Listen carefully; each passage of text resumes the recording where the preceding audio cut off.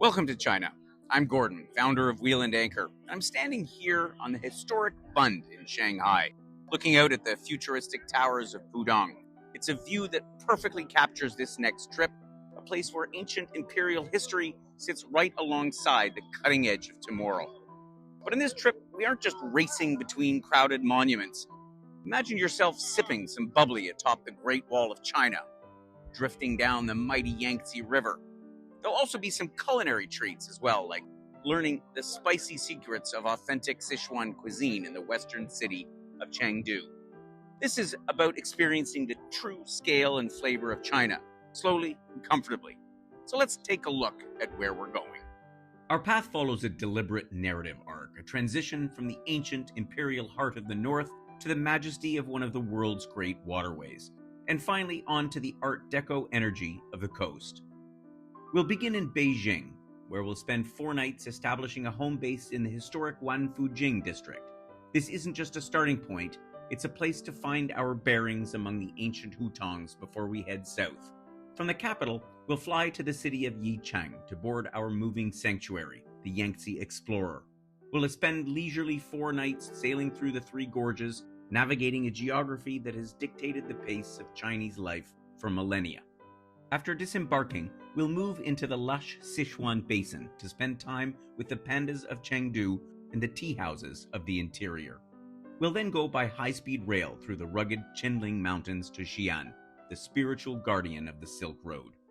Our journey will conclude on the Bund in Shanghai, where the history of the East meets the architecture of the West. We're going to take our time to appreciate every kilometer of this magnificent transition. Our story starts in the northern capital of Beijing. It's a place of quietly intoxicating layers. We'll spend a morning in a traditional courtyard house tucked away in the hutongs, the ancient, narrow alleyway neighborhoods that were the basic fabric of life here for centuries.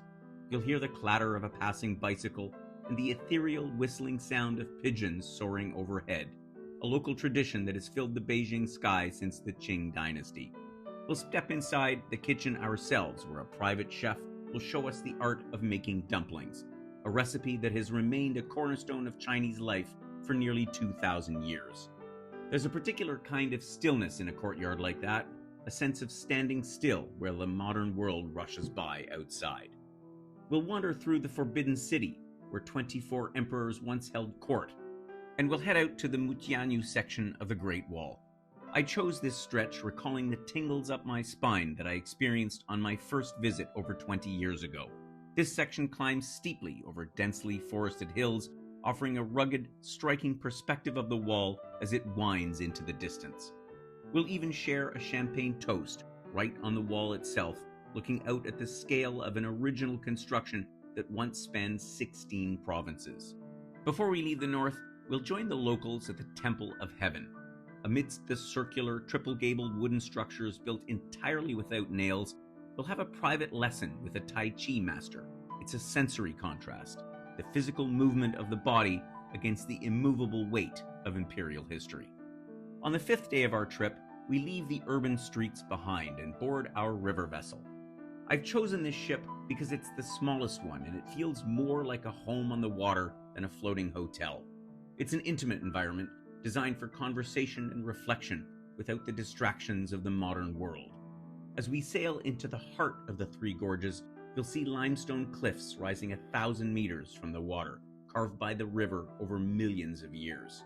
We'll navigate the Wu Gorge and the Kutang Gorge, passing submerged temples and towns that remind us how much this landscape has changed and how much it remains the same. We'll venture ashore at a UNESCO site known as the Roof of Central China.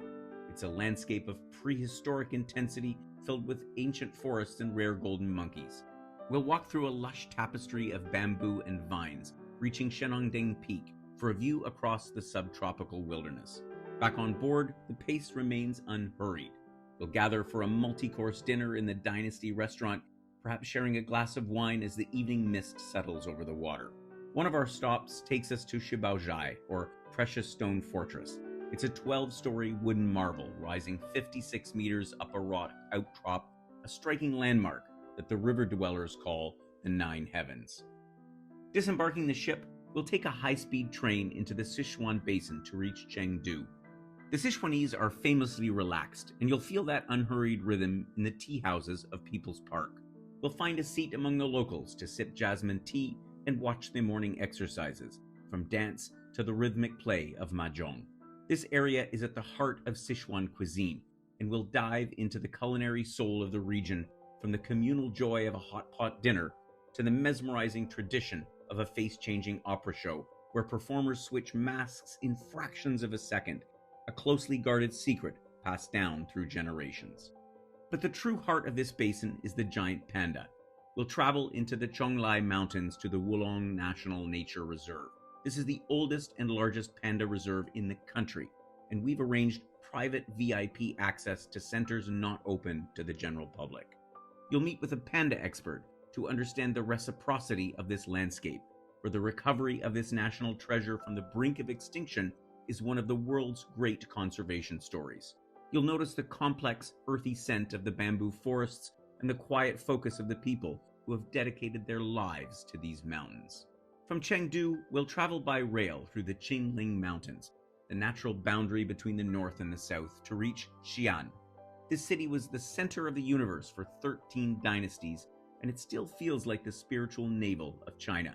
We'll stand before the Terracotta Army, where thousands of life-size soldiers, horses, and chariots have stood guard over the first emperor's tomb for 2,000 years. No two faces are alike, and as you walk along the edge of the excavation pits, you can see the distinct features of warriors from every corner of the ancient empire.